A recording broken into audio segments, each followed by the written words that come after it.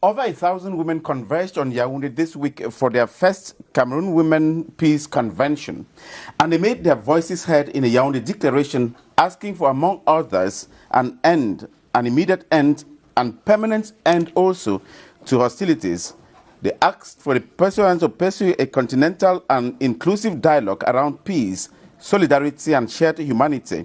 They called for genuine national reconciliation.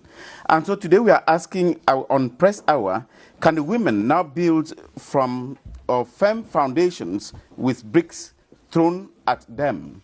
This is Press Hour. This is CRTV. I am Moki Edwin Kinzeka in Yaoundé. Our guests are Roslyn Aka Oba. She's a journalist. Welcome to the program, madam. Thank you, Moki. And near Roslyn is Oman Jomo Esther, peace mediator and humanitarian. Madam, you're welcome to the program. Thank you very much for giving us the opportunity to be here with you today. We also have Eileen Mankako, who is journalism lecturer at the University of Boya. Welcome to the program, madam. Thank you very much, Moki, for asking us here. And Regina Etaka Esong, who is a journalist and gender activist. Welcome to the program, madam. Thank you very much. I'm glad to be here. We start the program with Emanuela Vemnyoy. She's going to bring to us what the media organs reported during the week.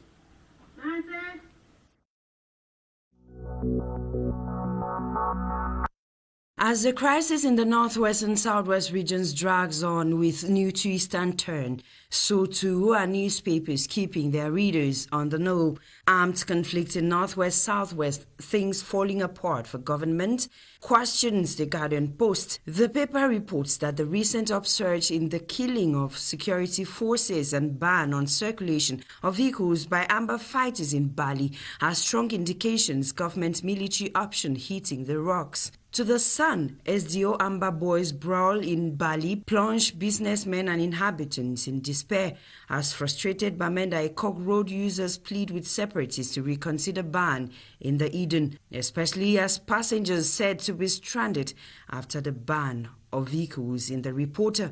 Lamentations over this ban is equally reported, perhaps so as the Horizon sees over 50 drivers' luggage trapped between uncertainty. The same uncertainty that prevails as government remains silent over Indian abduction.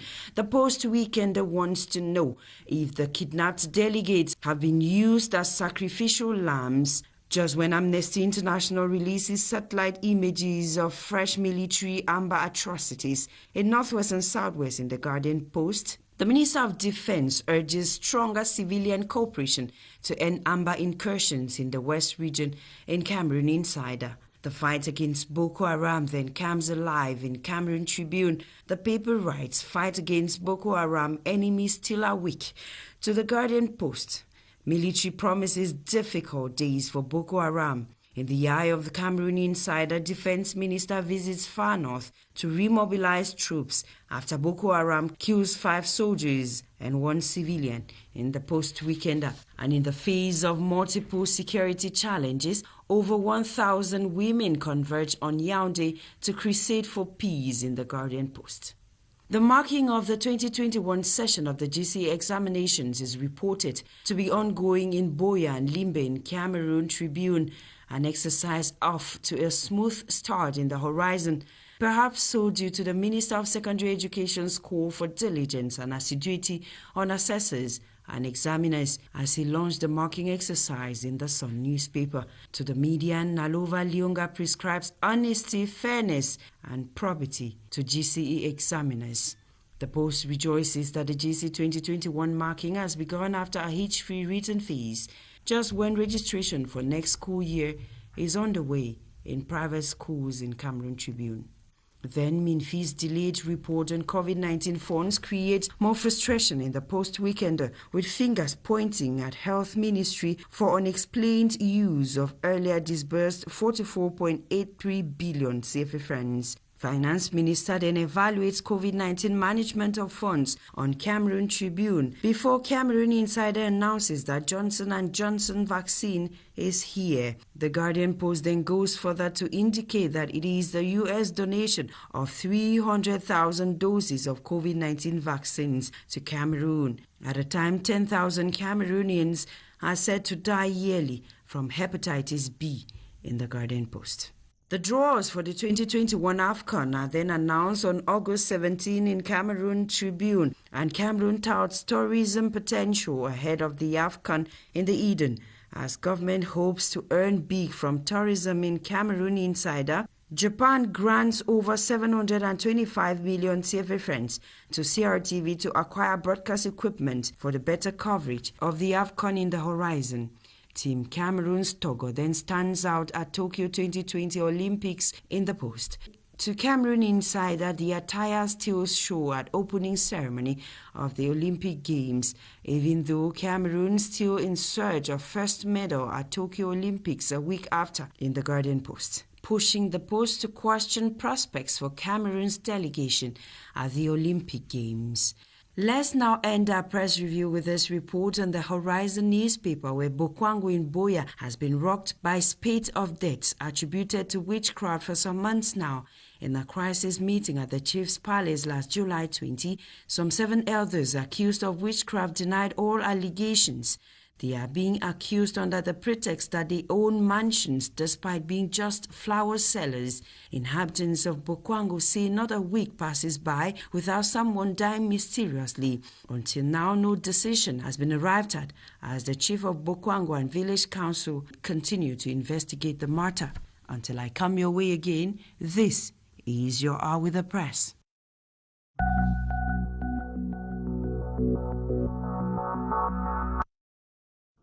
We're looking forward to meeting you again next week.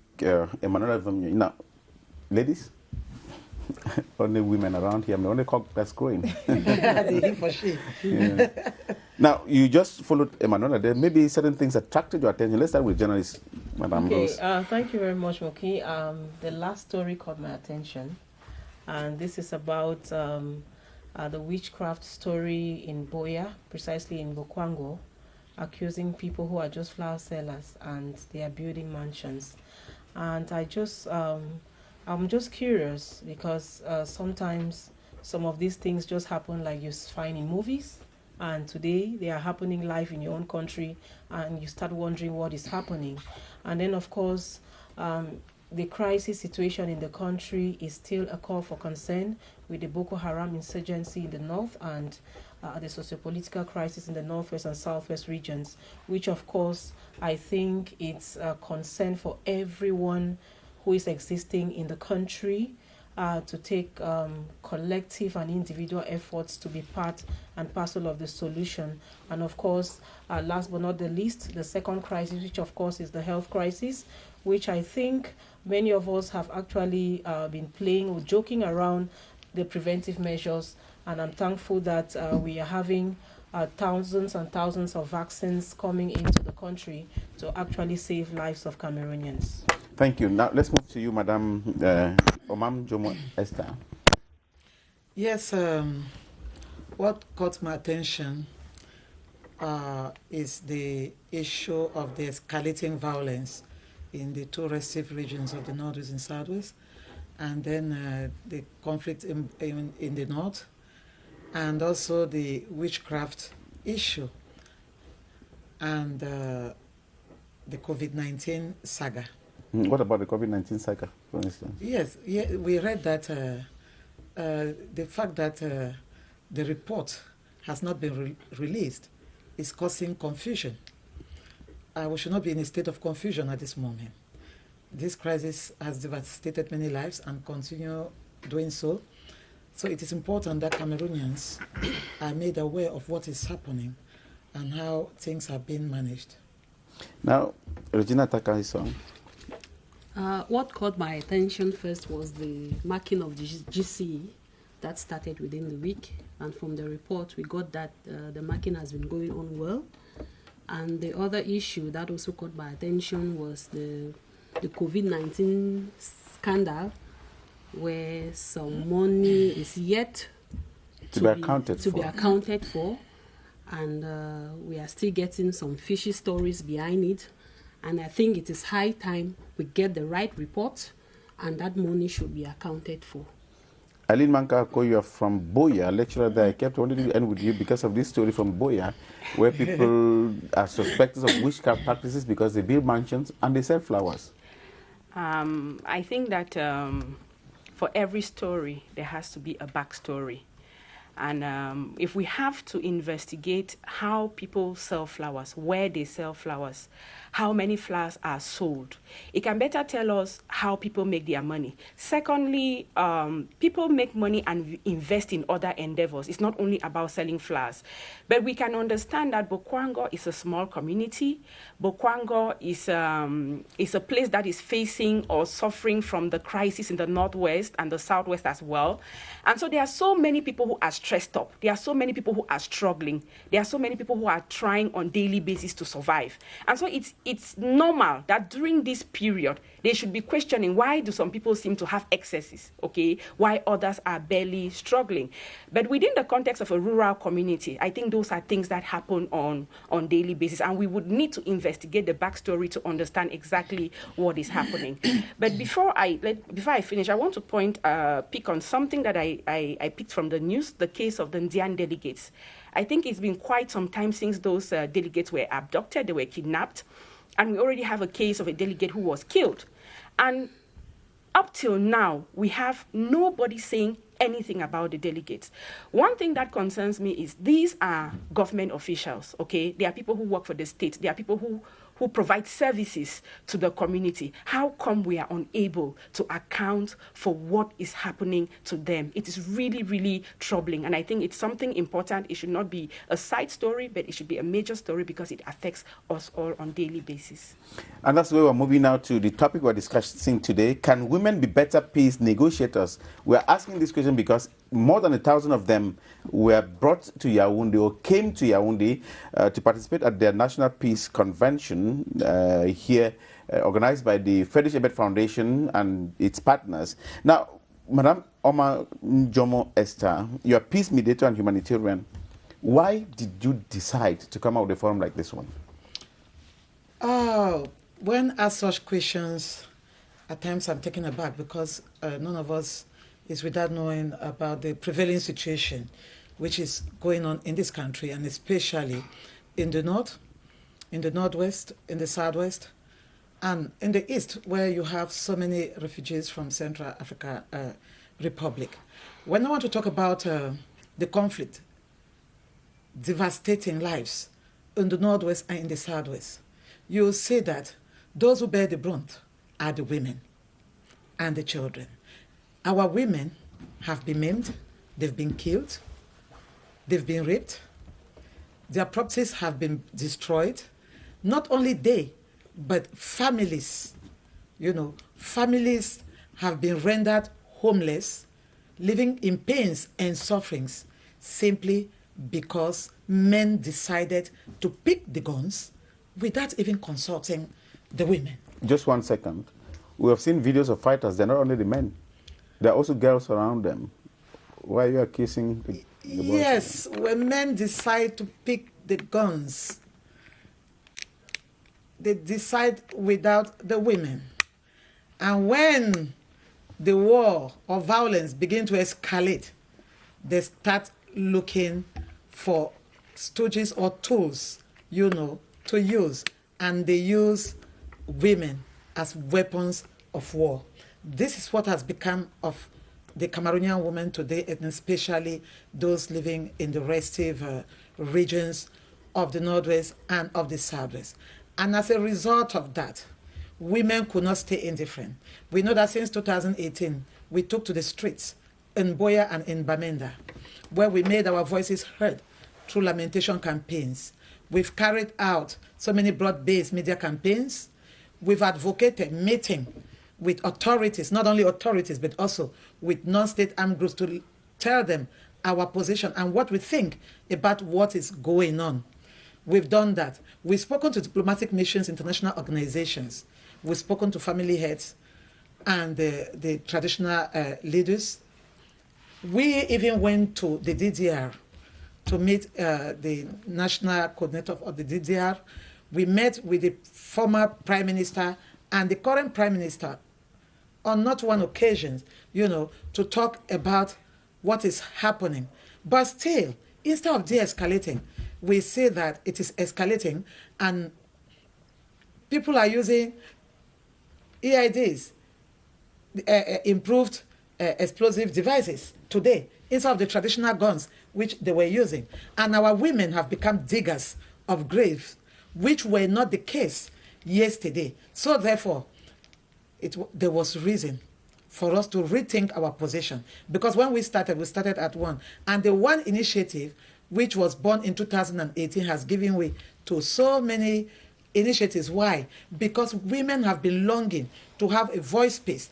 And they've been looking for voice spaces where they can articulate the pains, the issues which they are living every day in our communities with regards to this conflict. Okay, now and finally, the Freddie Sherbert Steam Food Foundation listened to us and offered us this voice space in the name of the Cameroon Women's Peace Convention. How do you convince people that it was not another elitist type of arrangement for you women, beautifully dressed as I see here, well known, to come and sit and talk about your issues, not necessarily representing the views of those in the hinterlands who are feeling the pinch of that war?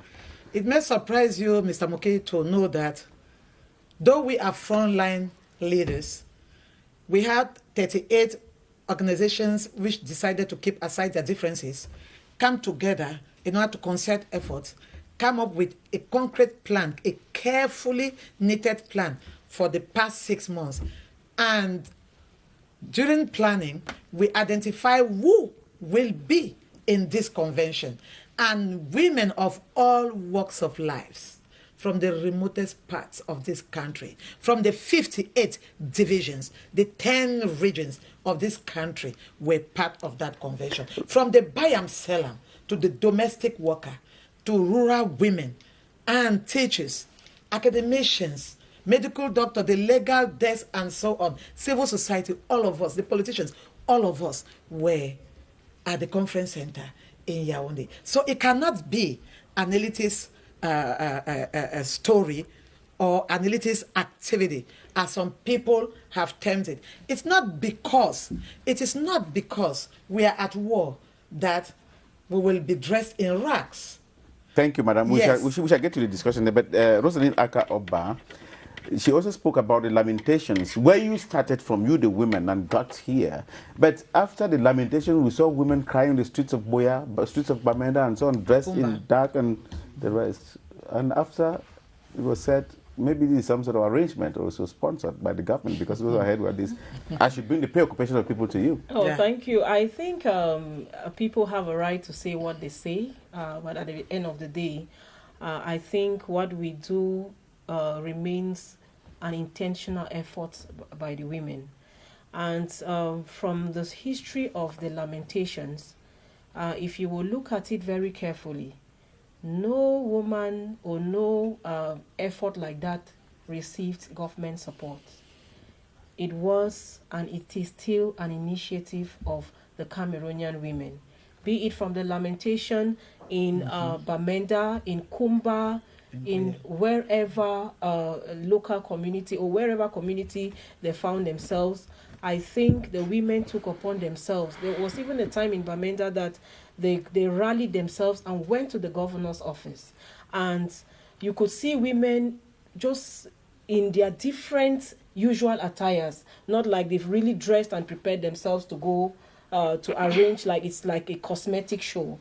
But women actually came out, wailed, spoke out their minds, and actually channeled their grievances to the powers that be, which is an indication that honestly what they are doing is not like a film they are acting, but it is because, like Madame Omam said, they have gone through a lot of pain, a lot of suffering, because they are living the crisis. They were not women living in Yaoundé who came and marched in Kumba and in Bamenda. They were women who have lived the crisis, and I must tell you that no one can feel the pain most than somebody who is living or has been living in such crisis areas for more than 5 years. And so I think that some efforts like this should not be watered down, or should not be, we should not have some kind of propaganda messages going here and there. We should try to understand and support peace efforts on the ground, rather than putting tax where tax are not supposed to be attached. Aline Mankako, how are you women affected specifically by this war that you think women suffer more than the men, who are even carrying the guns in the bushes? Okay, we have reiterated so many times the effects of the war on women. And when we want to look at it globally and specifically, you see that even though the men are carrying the guns, it's the women who are left behind to bear the burden of taking care of the family. It's the women who are left behind to bury the dead. It's the women who are left behind to take care of the wounded. Okay, at a certain point in time, we saw Reverend sisters digging graves and burying people. We saw women running with their children away from home. And like I was saying recently, you see, when the woman wants to run away from conflict, she doesn't run alone. She has the burden of her children. She must run with her children. When a man is fleeing, he flees alone, you know, because often they would say that the target is the man, and so the man should run and hide. And then what happens to the woman? I mean, during the period of this crisis, I have met so many women who have lost so much. Individual women who started up businesses, their businesses were burnt down, their homes were destroyed. I met one woman in a taxi in Bamenda who got lost because she came back to her house to find that her house was completely burnt. She lost everything. And when she got into a taxi, she forgot herself. You know, that psychological trauma. And the taxi just carried her around. She was lost. We have cases of women who have run to the cities, okay, to Yaoundé, Douala, Bafoussam. And as we know, they have been compelled to enter sex work. They are now prostitutes. We have cases of young girls who are now being kidnapped and raped in the cities as a result of the conflict in the Northwest and the Southwest. And one thing I want to say, for instance, is that when we have a situation of, say, lockdown, when we have a situation of lockdown for 3 months, what happens? The woman is at home. There is further violence that may be perpetrated on her. And we have realized that the issue of lockdown, the fact that women are locked up in homes with men, violent men increase the amount of violence that they perpetrate on those women. So you can imagine the psychological, emotional, and physical violence that women go through. If it's to look for food when there is lockdown or ghost town, it's the woman that has to trek for long distances to go and look for food from the farm. And we know what happens in the farms. Some of them are raped, okay? Some of them are brutalized in their farms in the process of looking for food to bring back to the homes. And so when we talk about the woman having suffered and the woman wanting to raise her voice, the woman wanting to make a choice for how she should be treated and for how conflict should be managed, it is kind of insulting, okay, for people to say that women have been paid. Because honestly, when I think of what we went through in 2018, when we were trying to organize the lamentations in Bamenda, I mean, what women were expressing, it was horrible. And I think that at this point in time, it is important that women are given a voice, that women are given that platform to say enough, as we have said during this convention, and that we have come together as Cameroonian women from the north to the south, from the east to the west, to say that it is time for our voices to be heard. And not only heard, it is time for platforms to be created, for policies to be made that enhances the women's participation. We shall get to what you want later on. Okay. But Madam Regina Itaka Esong, you are women. You have this force in you of discussing with your sons and husbands at home, even right in your bedroom. When you get to them and speak to them there, it's not sufficient. What do you tell you? They insist on going to the bushes to fight. Why don't you use the other power you have that you and I know to bring them back? I mean, your husbands and your children, to talk with them. I think as women, we have actually been using that power. It is not a one-day thing. It is a process. We do it, and we've been doing it. We've been talking, and now we are walking the talk. We've carried out sensitization, we've done lamentations, and it doesn't end there. The convention that we had is just the beginning of another process. We are not ending there. I think as a woman, even at the level of the home, we try to talk into the ears of our husbands. We talk to the men and the separatist fighters. I remember we had a program where a group of women, they actually went into the camp of these separatist fighters and told them that, please, what you people are doing It's not correct. Let's look for a means where peace can reign. And this same group of women also went to the military camp to talk to them. So we've been talking and we'll keep talking. It is not something, it's the talking process, it's a process. It is not just like a magic one that if you tell them today that drop the guns, do this, and the next day you will see the guns off the street. It is not, it is a continuous process, and we think we've been doing it and we will keep doing it for the change that we want. You've been doing it since 2016 when it started gradually. We're now in 2021 and it seems to be escalating from what some people say. Madam Omam Jomo Esther, who is not listening to you and why? I wouldn't say we are not being listened to. I would just say that the goodwill for all the parties in conflict is lacking. It's not there. When I see my sisters, sharing tears, it touches me a lot because we've cried a lot. We've traveled. I led a delegation to the U.S. to meet with the leaders of the non-state armed groups. I met 5 of them because our children are not going to school. We were 3 of us. And we had a 4 hours, 30 minutes close behind the doors meeting. And while talking, exchanging views, we had the impression that our brothers, because that is how we call them, are not listening.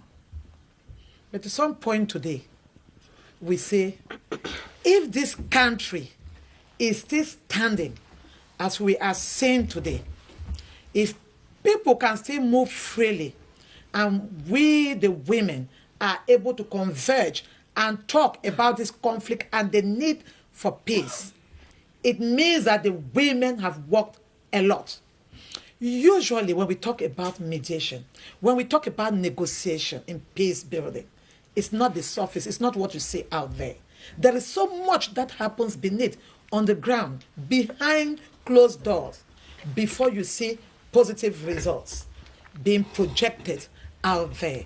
Women have been working. The government is listening.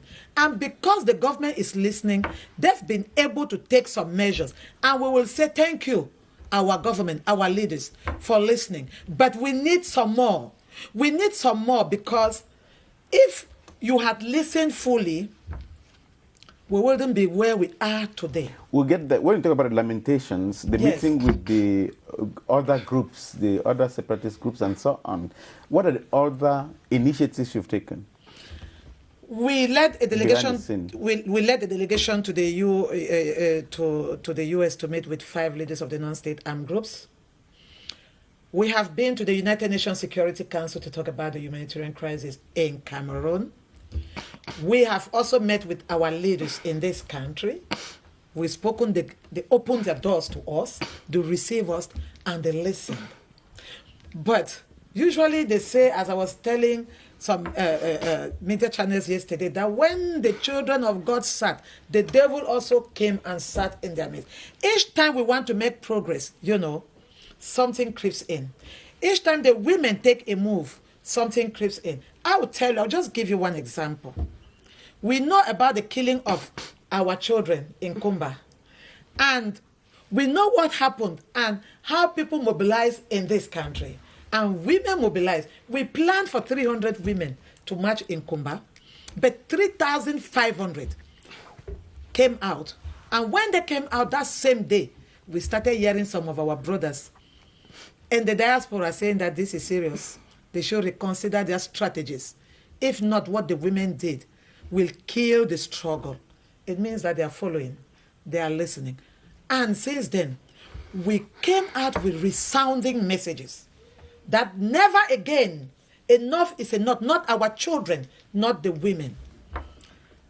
And since then, we've not heard about a woman being killed or children. We thank them. But today, we keep hearing about the non-state armed groups continue being killed. The military continue being killed. Please, these 2 set of people are our brothers. They are our children. And we cannot stay pay indifferent. When you go to the funeral of a military man to condole with the mother, you are being followed and you are tagged a name, that you are a black leg, you are a sellout. When you go to the funeral of a non-state armed group who was killed, to condole with the mother, you are tagged, you are given a name, that you are Amber sympathizer, and so on. What do people want? That is why this time around, we the women said enough is enough. We have come to self-realization, and we have decided to put our differences aside, concert efforts, and not to look forward and only march forward with our own and only women's narrative, because we've been influenced a lot by the men's narrative. The men want that what they say, that is what we should repeat, or that is what we should say. We say no. We are an integral part of our own. We have memories. We know how to articulate. And we are saying that we are ready. We've been ready ever since 2018. Okay? But the type of doom, calamity, which we are seeing in this country, if not arrested, if not stopped, is going to lead us to abyss. And this is what we are trying to prevent. Now, you came out with what has been called the Yaoundé Declaration. I'll start with you, Madam, to tell us the terms of the declaration. What do you think the women should do? How you think your voices will be heard as from now? Thank you, Muki. I think it was a carefully strategized plan to have these women converged on Yaoundé to actually brainstorm and come up with such a draft call for peace. And I think this call, the number one thing we think has to be done is that the number one man of this country should have that document as soon as possible. Mm-hmm. I have always told myself that there are two keys to solving this crisis.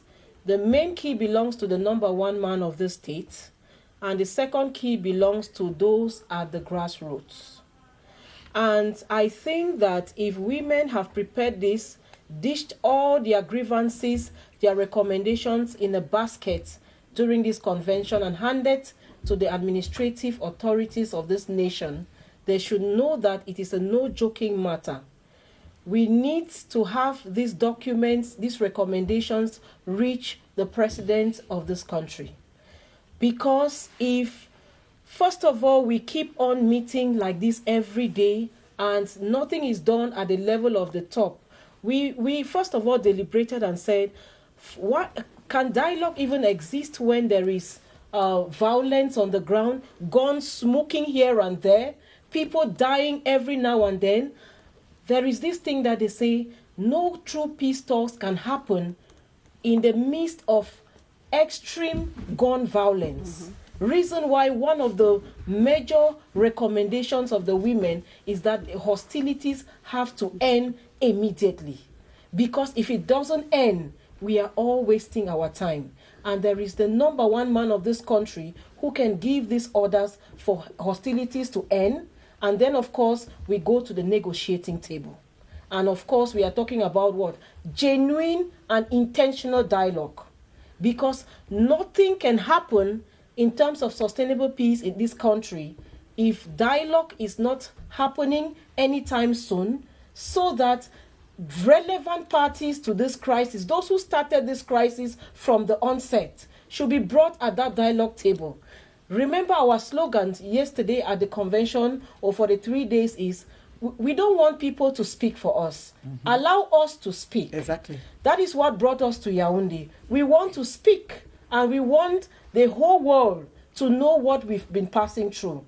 Not only the women, the children, the non-state armed groups, the military, everyone is affected. But then it has to be an inclusive process. Because if it is not an inclusive process, we end up playing to the gallery, and of course, we wouldn't have any solution. That is why, if you see, like you mentioned, solutions have already ended at a cosmetic level. Mm-hmm. Reason why the de-escalation is not being arrived at, we rather have violence, the cycle of violence increasing day by day. because we are not taking the first step. We are taking the second step before the first. We need to go to the drawing boards. And that's why in the draft call for peace, women with their potential of actually serving as negotiators and mediators are asking for this country, for the stakeholders and the warring parties to revisit the root causes of this crisis. Because if we do not do that, we will definitely be having this thing like you have a conflict tree, everything is on the roots. We have not dug up to check what is happening at the background, and we are rather centering our focus around the leaves.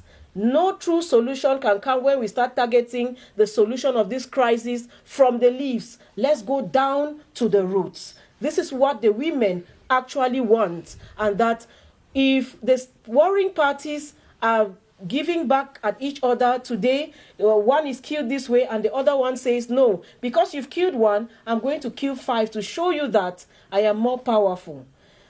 One thing the women cited is, usually when you get to the dialogue table, there is one party that thinks he or she is more powerful than the other. I think when we go to a level ground and you listen to another person and the other person listens to you, taking off positions that you've taken, interests that you've taken aside, I think we'll start talking true peace, genuine peace in this country. When we come back, we shall be asking ourselves what should be done from now to make sure that genuine peace, to make sure that the guns stop smoking in the northwest and southwest region, in the far north region and the eastern part of the country. This is Press Hour.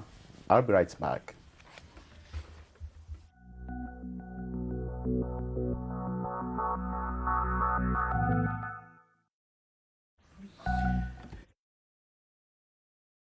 Women who gathered in Yaoundé, over 1,000 of them, to talk about the need for peace to return to trouble spots in the country. Madam, we've concentrated much about the crisis in the northwest and southwest, but that's not all. Madam Omam Jomo just said there are refugees in the eastern part of the country, in the far north region where the war is continuing. The Minister of Defense was there over the week to meet them to talk about the escalation of violence. What are you doing specifically about the far north region, which is suffering Boko Haram atrocities? I'm starting with you. Thank you very much. I think that when we look at the call for peace that the women brought up, we will realize that women have already been doing a lot.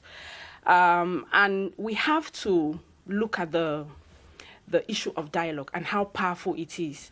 I would just like to make mention of Aissa Dumara, who has been doing a lot of work in the north. And I also know of Madeleine Men for Women, Media Women for Peace, who has been working with Aissa in the north. And one of the strategies that they have used is dialogue, community dialogue, which is one of the methods we are proposing.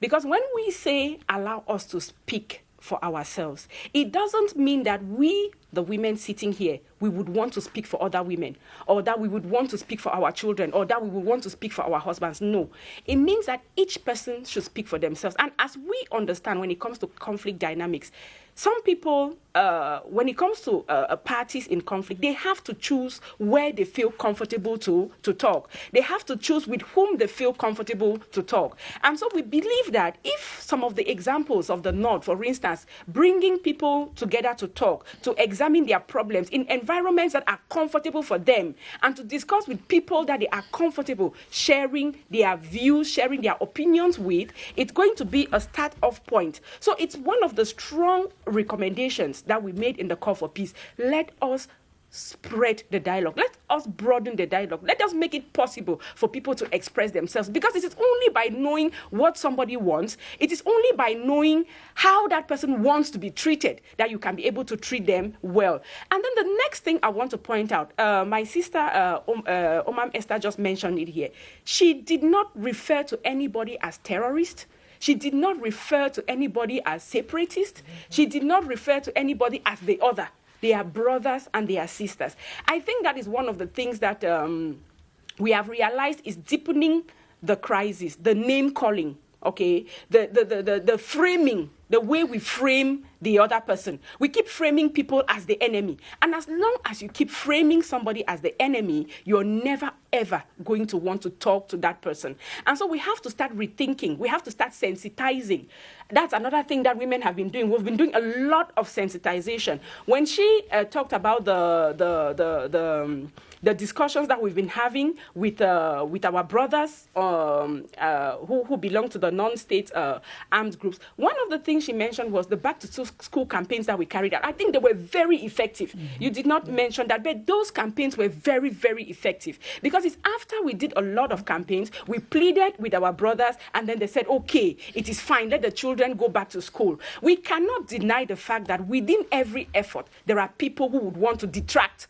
There are people who have personal interest, who want to come in and destroy. But we cannot use those few pockets of distraction to frame the whole narrative of the conflict. We have to look at the bigger picture. Who are the people involved? And if we have to consider the bigger picture, then we realize that the whole Northwest and Southwest is not just a few people who maybe would carry out spades of killing, or who would carry out spades of kidnapping. It's a whole lot more people who have different ideas, who have different thoughts about the conflict and how they want to resolve the conflict. So one of the major things we are pushing forward, dialogue, continuous dialogue, unending dialogue, inclusive dialogue. It's very important, inclusive dialogue, and it should start from the grassroots, because we believe that when dialogue starts from the grassroots, what are we going to be handling at the grassroots? We'll handle the multi-conflicts that already exist within our communities, because right now we don't only have the major conflicts of the separatists and the government, we also have conflicts, community conflicts now, that have arisen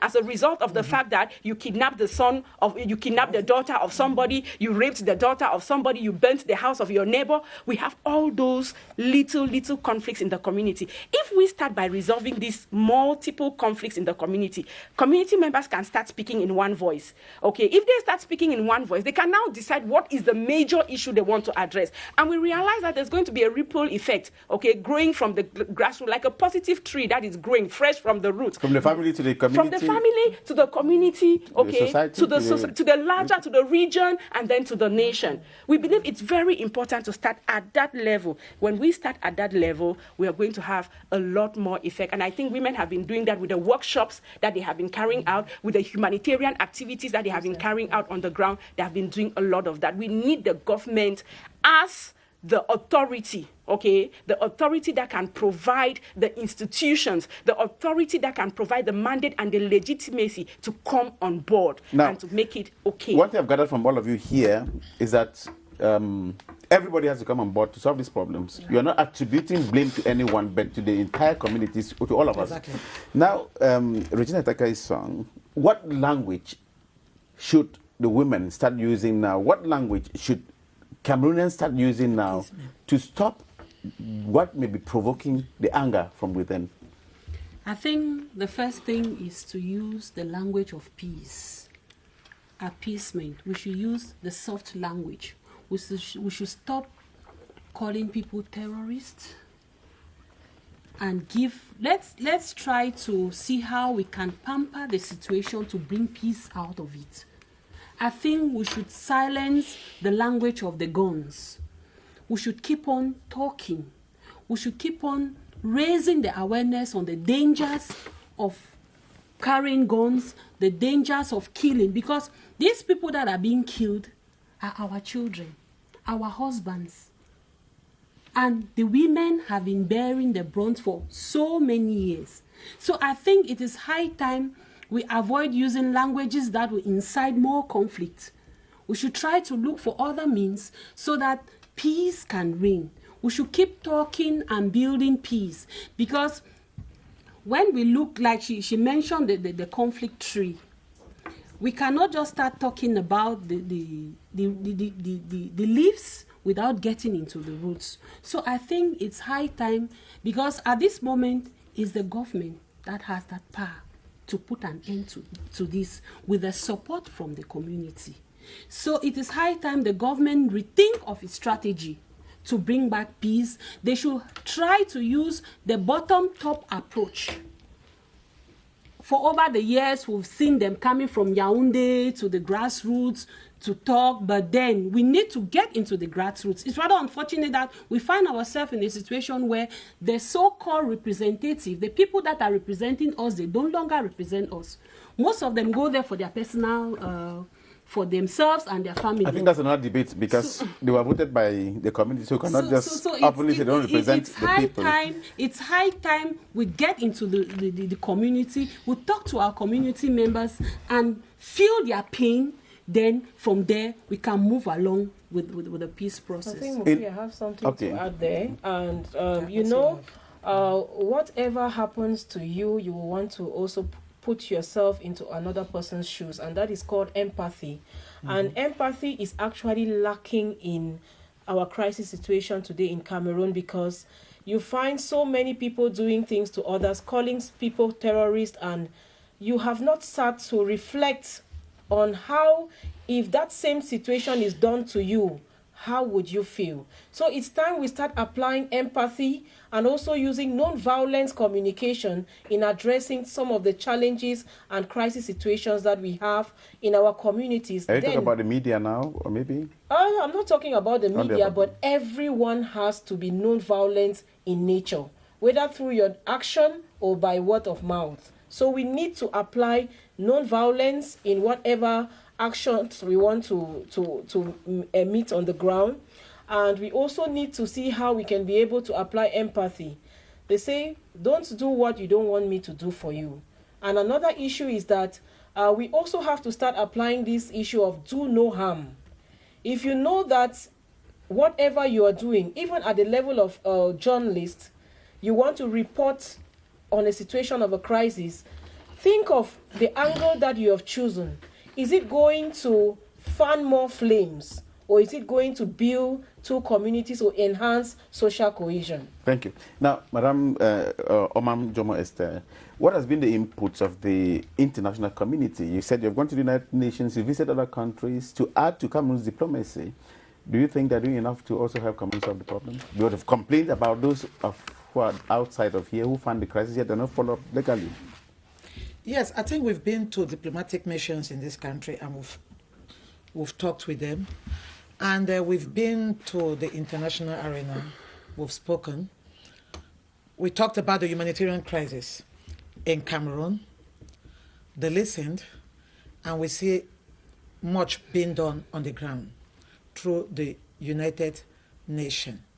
Now, what has the international community done? I would say they've played their part. They've played their part of drawing attention, raising awareness, giving visibility, to this conflict, and making sure that they give the right advice to the parties in conflict. Because before going out there, we are first of all brothers. And when you look at how we used to manage our internal conflicts in the past, it used to be around a fireside. We used to have fireside discussions where we talk, we break the kola nuts, we fight, we box ourselves, and we end up sharing the kola nut, and we end up uniting. That's a good one there. Yes, and I think that we should not go too far away from this. That is what the signal that the international community is giving us. It's true that we need them. We need them to come and support us in one way or the other. And it's true that they've not been relenting because they've issued press releases. When you look at the UN Secretary General, he issued a call for ceasefire. He did issue a call for ceasefire. The international community in this country and out have been calling for the need for continuous inclusive dialogue. Let me tell you that when you talk about conflict resolution or prevention, it is, when you talk about peace building, it's not a one-day thing. It is a series of activities or actions that will lead to the whole. But when I hear people talking or condemning women today as if women who did not call for this conflict are the ones who should be, the ones to heal, the ones who should be to end this conflict. By, by the voices of women who are here. Please, let's just go ahead because we have barely 7 minutes to end this program. And we'll end with talking about the psychosocial care that you spoke about, which I think is important. But let's meet now Elvis Teke, who has been gathering so many reactions on our Facebook page and maybe questions, but we don't have time for questions. They get to reactions. Thank you, Edwin. We'll just take a few for the sake of time. We begin straight away with Prince Mutabeme Obesa Modika, who says, women are natural peace mediators who can use their God-endowed strength to influence their husbands to embrace peace, especially during culture, since men are usually vulnerable at that point, and all children carrying arms have mothers, either biological or not, whom they respect, and it is the place of women to advise these kids who look up to them to embrace peace. Molunash War says, yes, women have always been the better negotiators, not only for peace alone, but for other aspects. However, justice has its place. And we conclude with Mary Kilachin, who says, actually, women are mothers of peace, and they have hearts to understand certain human situations more than men. And women have a very important role in nation building, and their contribution should be taken seriously. So they're watching this live on social media platform? It's live on our Facebook page, and the link is also on our website, and you can keep following this program even on YouTube. Thank you, Julius. Elvis, thank you. Now, we have 3 minutes to be together. We'll share it equally, to conclude. Let's start from the extreme right. The conclusion, your conclusion. I think the recommendations that the women came out with during the convention should be taken seriously. The government should actually look into it and take firm decision that will put an end to this crisis, because we've been suffering, we've been crying, and we are tired of the bloodshed. I think it is high time they say no and put an end to it. Madam. Thank you very much. What I would like to say as my conclusion is that 5 years of violent conflict is 20 years of conflict. Because within 5 years, we've had guns that have entered the country. We've had weapons. We've had an increase in weapons entering the country. And we don't know who is carrying these weapons. We don't know the number of people that are armed. And so we are saying that if we allow this conflict to go 5 more years, then we are counting 30 years of war in Cameroon. So I think it is better to stop it now, so that by the time we retrieve the guns from the bushes, maybe it would be less than if we allow it to go further. Thank you, Madam. Omam Jamoista. Thank you very much. I would say that it is our collective responsibility to be peace mediators wherever we find ourselves in our various communities. And we're calling on our government to receive the message of women, the call for peace, with an open heart. Same are we saying to our brothers that please, the non-state armed groups, receive our call for peace with an open heart. This is the time for appeasement. Thank you. Rosalind Akaoba. Okay, if we look at the data from the Council of Foreign Relations, having women globally occupying just 13% as mediators, 6% as negotiators, and 6% as signatories, it definitely will tell you that the number is very insignificant. So I am calling on all stakeholders to ensure that peace-building initiatives are more inclusive, and we should also mainstream justice in all we do so that we can arrive at sustainable peace. And I will be suggesting to you women who has the numerical strength, in a democratic society like this one, I think you should use your numbers to be able to force yourself into representation. Instead of complaining about us, the men who sit and seize power. Of course, that is why we are here, to speak up and to use every opportunity that we find around to make sure that our numbers too also count. And that's why we say let the women speak. And okay, we hope with more power let the women speak. Comes more responsibility. The men, since you have power, be more responsible and distribute it. Thank you very much.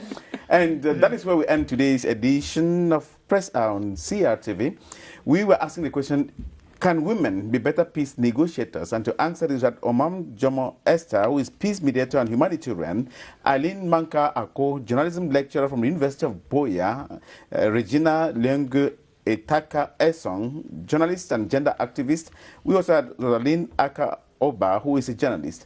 I am Moki Edwin Kinzeka in Yaoundé. Thank you for watching.